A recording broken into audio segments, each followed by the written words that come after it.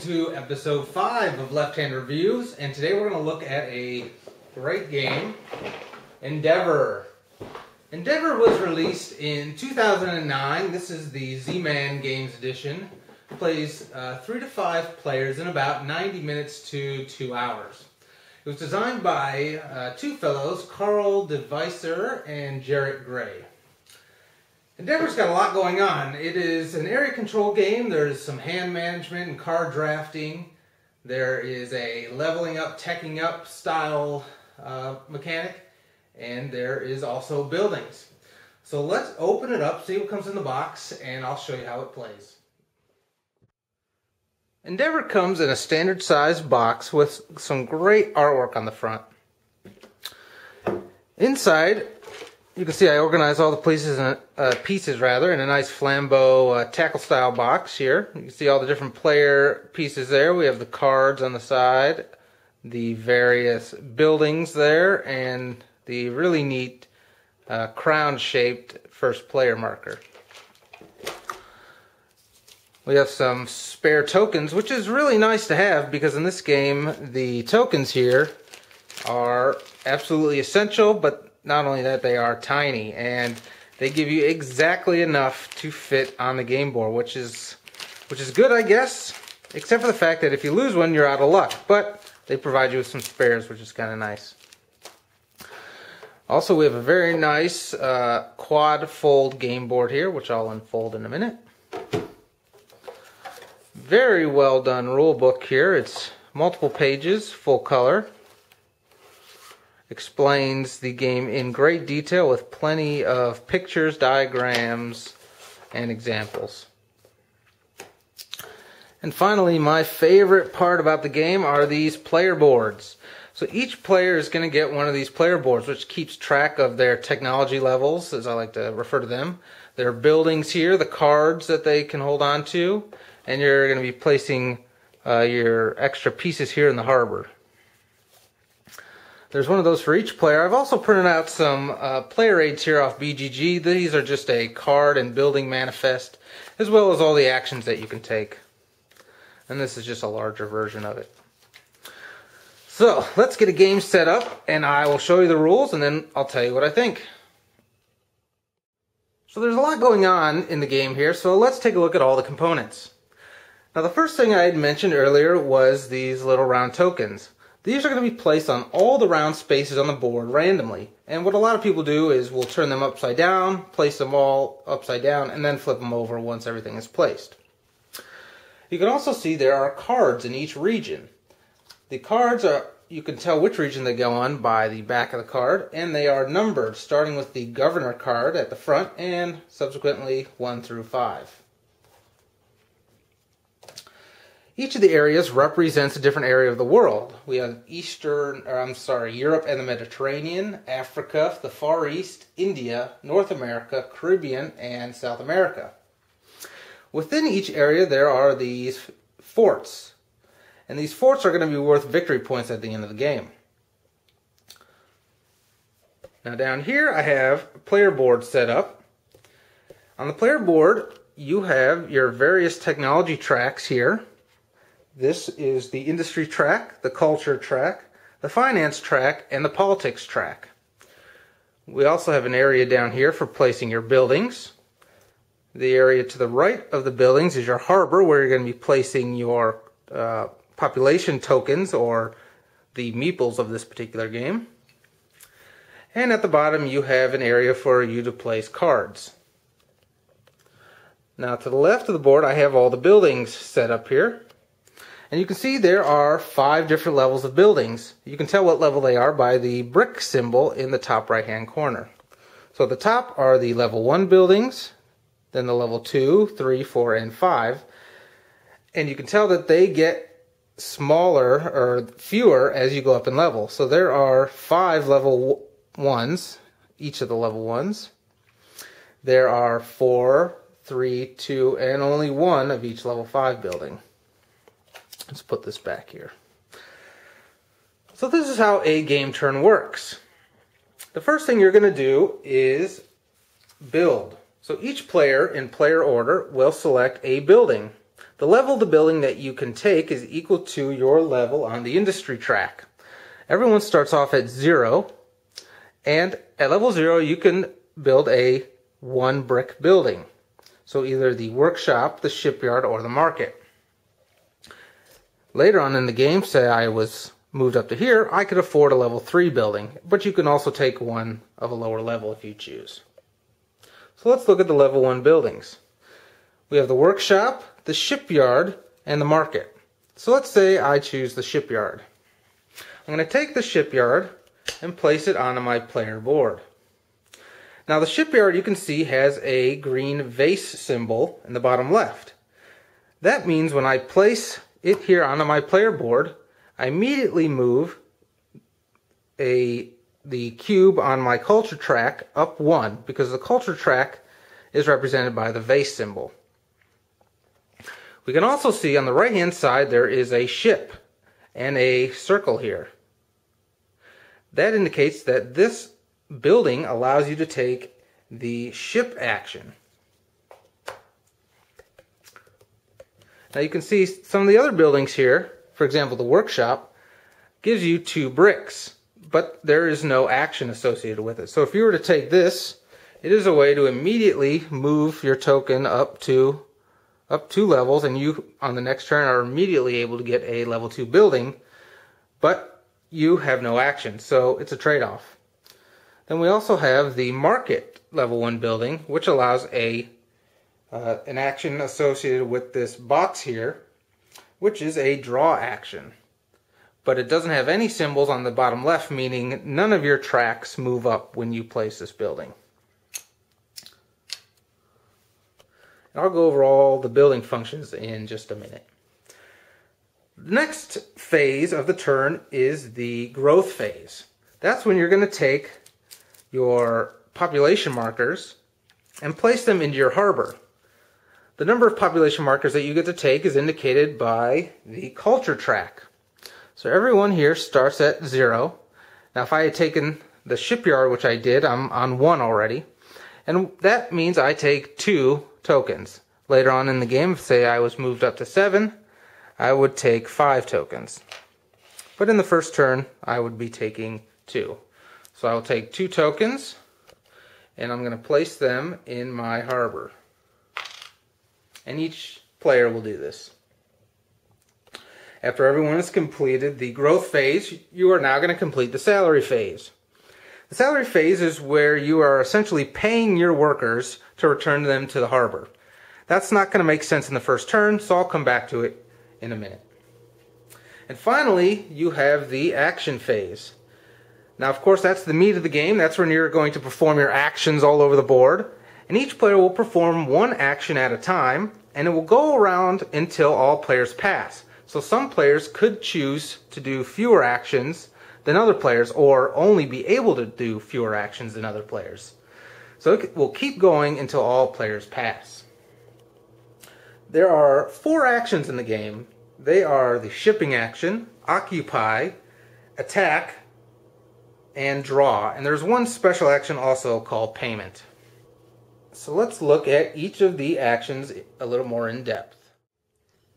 To take an action, what you're going to do is, first, you will need to take one of your population markers and place it on the building that allows a particular action. So this building, the shipyard, allows the shipping action. So I will first take a population marker and place it on the shipyard to indicate that I'm going to take that action. And I will then take my second population marker and place it on the board corresponding with the shipping action. And I'll explain what the actions are in just a moment. Now earlier I mentioned that phase of the game in which is the salary phase, and that uses the uses the finance track here. So your buildings will stay occupied by your population tokens until the salary phase, where you can pay off those workers. So the number that you can pay off is equal to the level on the salary track. So at level 1 here, I can pay off 1 worker. So when it comes to my turn, After we do the building phase and the growth phase, we'll do the salary phase, and I can pay off one of my workers, meaning I can take a worker off one of my buildings, or a population marker, off one of my buildings and place it back into my harbor. If it was on my turn and I had this situation here, because I had used the colonial house and the shipyard, and it's time for me to pay off one worker, I choose which one I want to pay off, and I'm going to put him back in my harbor. The other one stays on because I didn't have enough, a high enough level on my finance track to pay off both of them, meaning that this shipyard is likely not going to be able to get used this turn. And while we're talking about the tracks here, let's look at the final track here. This is the politics track, and this allows you to have cards in your hand. In the level 1 area here, you can have one of any type of card and one slavery card. Once you move up to level 2, you can have 2 of any card plus a slavery card, and so on and so forth. Now that slavery card counts as an any card as well, meaning you can have one slavery card and one of any other card, including a slavery card. So you could have 2 slavery cards. Now what are slavery cards? Well, I will get to those in just a moment. So let's look at the different actions. So while we brought it up, the shipping action, let's talk about that first. To ship, what happens is you will place one of your population tokens here on the shipyard, and then you will conduct your shipping action by taking a population token and placing it on one of the shipping tracks on the board.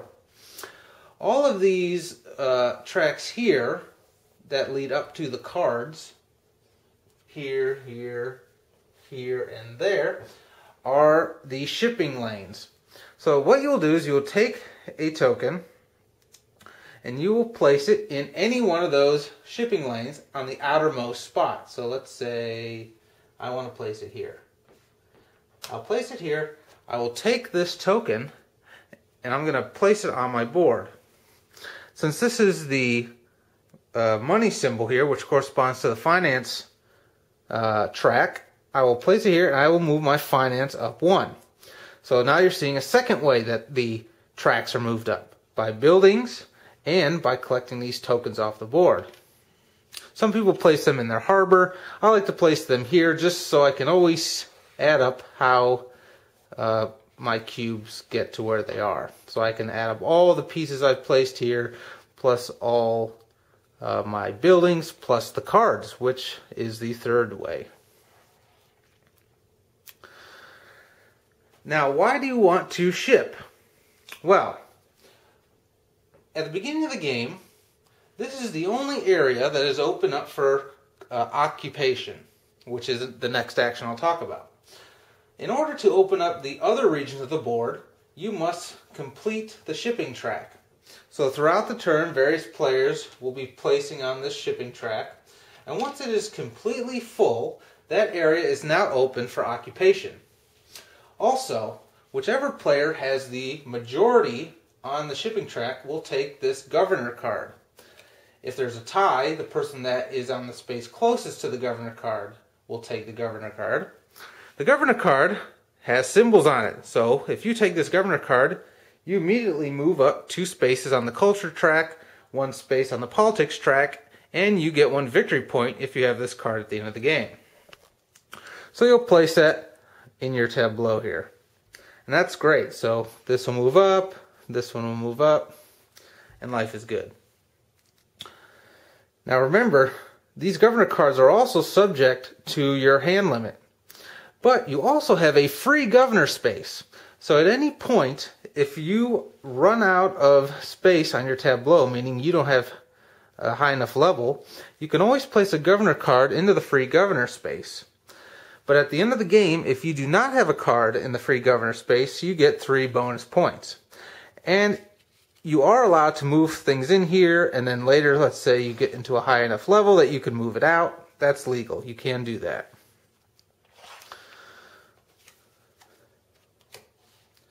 Now, the other reason that you need to be in the shipping zones is that once an area opens up for occupation, you are not allowed to occupy an area unless you have shipped to the area. So purple here can now occupy this area because they've shipped to it. But say white wanted to occupy this area. Well, they're not allowed because they do not have any tokens in the shipping area, assuming the shipping area was full of other colors. Now, that doesn't mean that they are out of it. Say the shipping area was filled with blue and red, and white says, shoot, I need to get into this area. Well, they can still take a shipping action and place their token to the side of the shipping track here, just to indicate that they've shipped there. They won't get any tokens because we're assuming that these have already been taken. But at least now they have presence in the Caribbean here, so they can start to occupy the Caribbean with their pieces. And how do you occupy? Well, of course, that is with the occupy action. The occupy action symbol looks like a flag. And every player has the colonial house by default. And the colonial house has this little occupy symbol, and that's how you occupy. So on your turn, you would take a piece from your harbor, you place it on your colonial house to signify you're taking the occupy action, and you would take a second population marker and you would place it on the board. To occupy a place on the board, you simply place a piece on one of these fortification locations. So let's say here. And again, I would take this, which this is a brick symbol, and I would move my brick track, also known as the industry track, up one. Now I want to occupy the places on the board because those are worth victory points. This is worth 1 victory point at the end of the game. And also, if I occupy 2 places that are connected, then I will grab the piece that is on the connection, add it to my board here, and that is also worth a victory point at the end of the game. So for example, here, and later on, if this area was opened up and I played here, I have this connection, I take this piece, and if this is the status at the end of the game, I would score 1 point, 2 points, 3 points.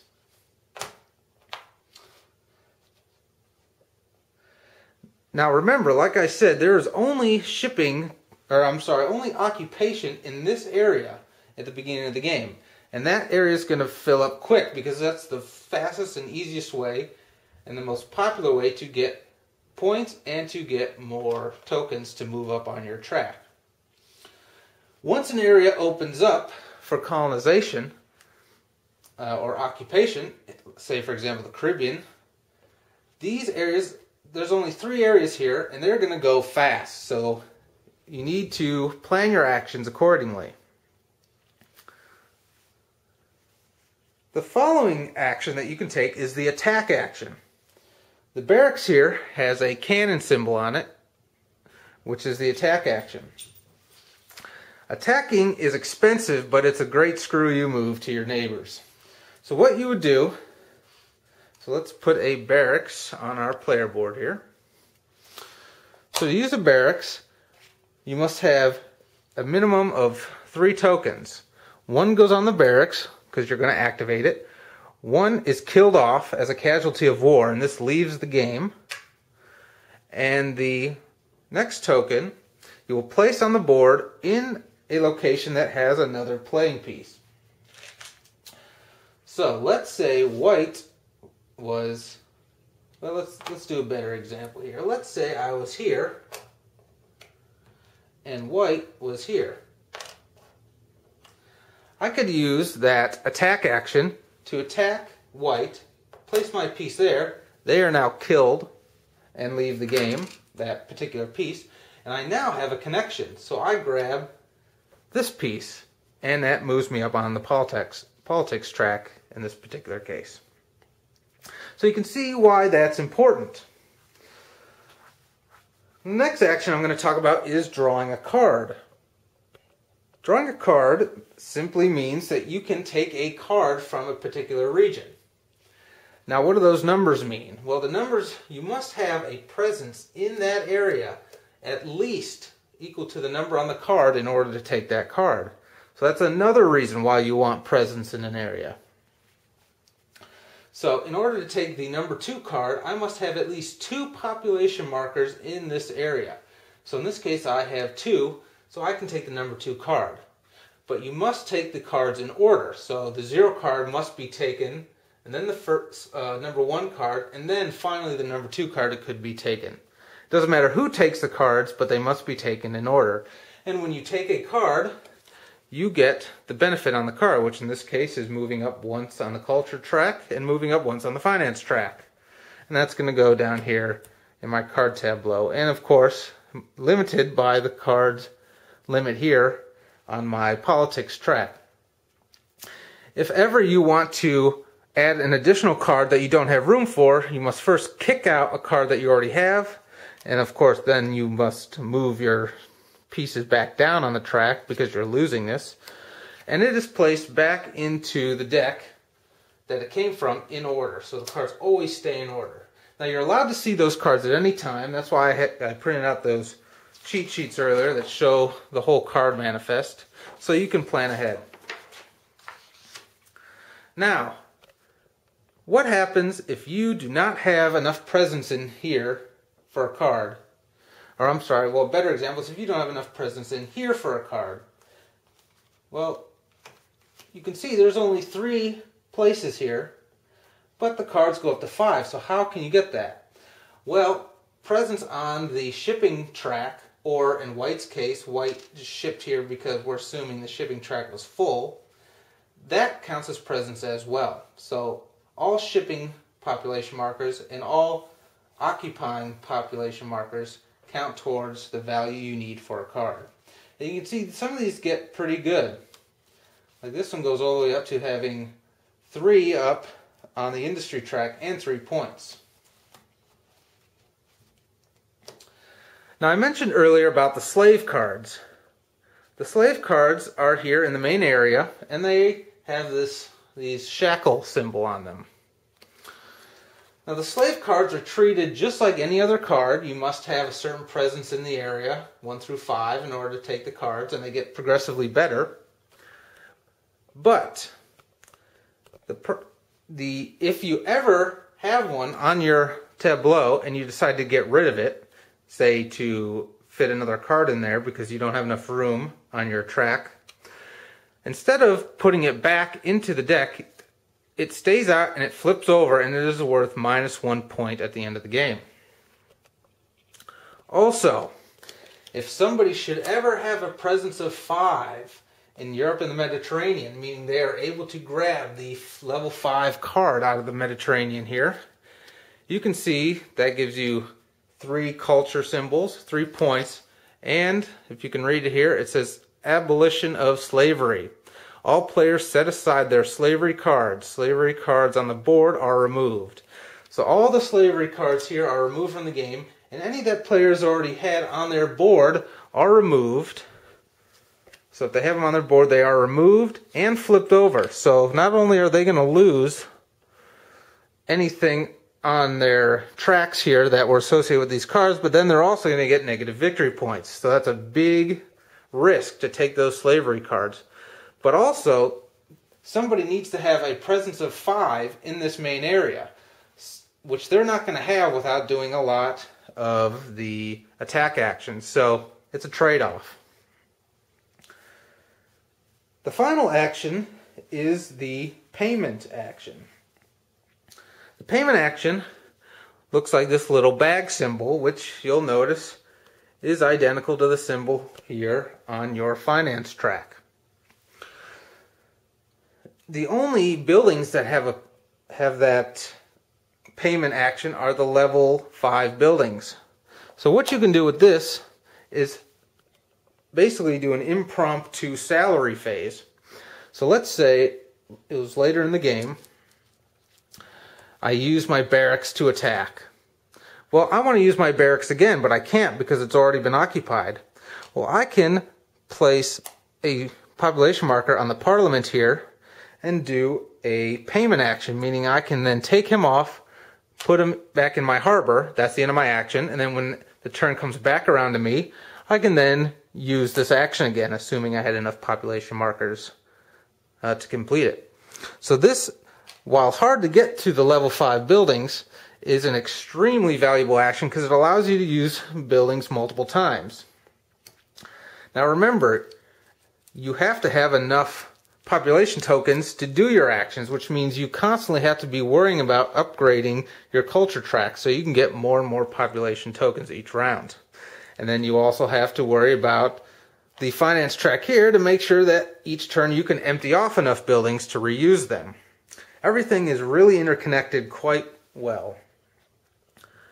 The last piece that I'll talk about on the board are the blue colored chits and tokens. The blue ones are an action token. So instead of moving up on a track, when you take a blue action token, you just put it in your harbor here, and it counts as a free action. So during your turn, let's say you've used up all your buildings, and it comes back around to you, and you have one of these blue action tokens. You can use this to complete an action. In this case, you can either do an occupy action or a draw action without having to use the building. So I might say, okay, I'm going to do an occupy action. You expend this token. You take a population token from your harbor, assuming you had one there, and you place it on the board just like you would any other occupy action. It's important to know that all your pieces have to be taken from your harbor. I have a really bad habit, because these will be on the side of the board, I have a really bad habit of grabbing these and playing them instead of grabbing them from your harbor, so make sure you place these far enough away that you don't grab them by mistake.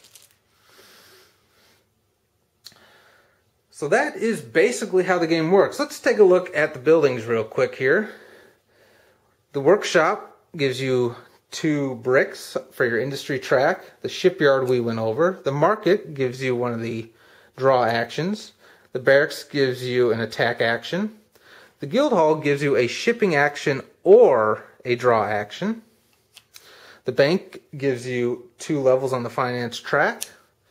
The docks gives you a occupy action and a shipping action, which can be taken in any order but must be done in the same area. This is really great for doing in new regions here. Let's say that this was almost filled up. Let's say this is the situation here. I would then use the docks here to do a ship and an occupy. So ship, this area is now opened up for colonization, and an occupy. So that can be a very valuable card if you plan for it correctly. We have the theater here, which will move you up 2 spaces on the culture track. The fortress, which allows an occupy action or an attack action, and that brings you up on the politics track. You have the trade office, which allows you to draw 2 cards. Both cards need to be from the same deck, though. You have the cartographer that allows you to do 2 shipping actions, and again, both of those shipping actions needs to be in the same region. The university, which gives you 3 victory points. Parliament, which I mentioned earlier, which gives you that payment action and moves you up twice on the politics track. The museum, which again, a payment action, but twice on the culture track. And the exchange, which gives you that payment action and up 2 places on the finance track. So each turn, like I mentioned, the first phase is grabbing a building. And you can see there are 7 open building spots because everyone already starts with the first one. Once the 8th space is filled, that triggers the last round of the game. So the game only lasts 8 rounds. After everyone has completed actions on that 8th and final round, the game ends and scoring is tallied. So this is how scoring works. What I like to do is, if there's any places on the board in which tokens were not picked up, clear them all off. Then I like to place a token. Make sure you look at each token that is on a fortification here, and you get 1 point for each. And the ones down here that are worth 2 points, I like to put 2 of your pieces on it, just to signify 2 points. In any areas where you control a connection, I put another piece on, just to signify that. Then once all pieces are placed on the board, you can simply count them all. 1, 2, 3, 4, 5. shipping tracks here are worth nothing. It's only the spaces that have these victory point symbols. You will then count up all victory point symbols on any buildings that you've taken, such as the university. You will count victory points on any cards that you've taken throughout the game. So for example, this governor card would give me a victory point. If you do not have anything on the free governor space, you'll get 3 victory points for that. You'll subtract any victory points from those slave cards. And you'll calculate victory points depending on your level here on the track. You can see there's spaces here that have the symbol in the background of that particular track at the 2, the 4, the 7, and 10 and up. Depending on where you are on the track, you will slide back to the symbol. So if I was here, I'd stay there. Here, you'd slide back. Let's say I was there. There and there. And you'll get that many points. So this is worth 7 points, 7 points, 7 points, and 13 points. So basically, the highest level that you are at, you'll slide back to that highest symbol. And if you're above 10, you'll stay there, and you calculate those points. So it is really in your best interest to get up over 10, but it's rare that you have more than, say, a couple that are above the 10 side. Also, so you need to be planning, especially in the last couple turns of the game. You may be trying to get one additional point here. Maybe you'll do an attack action, kill somebody off on a space. But it may be more valuable for you to grab a card or grab a token that moves your politics track up 1. Moves from that 6 to the 7, because at the end of the game, it'll move you from, if you're on the 6, being bumped down to 4 points, to being at the 7 and getting 7 points. So always be aware of that. So I believe that's everything as far as scoring is concerned. Once everybody has scored all their points, the game comes with these little scoring tokens, so you can hold on to these as well to help keep track of score. Whoever has the highest score is deemed winner. So what do I think about Endeavor? Well, I love this game. This is one of the first games that I really got into when I started gaming a few years ago. I won it the first time I played it, which definitely helps. And I don't think I've won it since, but that's another story. But this is an awesome game. It is awesome, it is awesome, it is awesome. The components are exceptional. The board is gorgeous. The player boards are a nice, hard, thick cardboard. The tokens are all wood, and there's a ton of them. All the buildings are a nice, thick, heavy cardboard. The box art is just really, really neat. Everything fits great in my Flambeau box. There's great player aids. Even the instruction manual is great. There's not really a heck of a lot negative I can say about this game. It's controlled that it's only 8 turns, so it doesn't drag on forever. Of course, you can get some analysis paralysis in this game with people trying to determine what action they want to take. But it's usually not too bad. Just keep people moving. There's a little bit of PvP, as they say, with that attack action. It's got a little bit of everything, and it is an awesome game. If you haven't played it, you need to play this game. It is great. I think it's out of print right now. Hopefully they'll do a reprint of it, but it's new enough that it's fairly easy to find, to trade for, and I highly recommend you play Endeavor. It is awesome. Thanks for watching.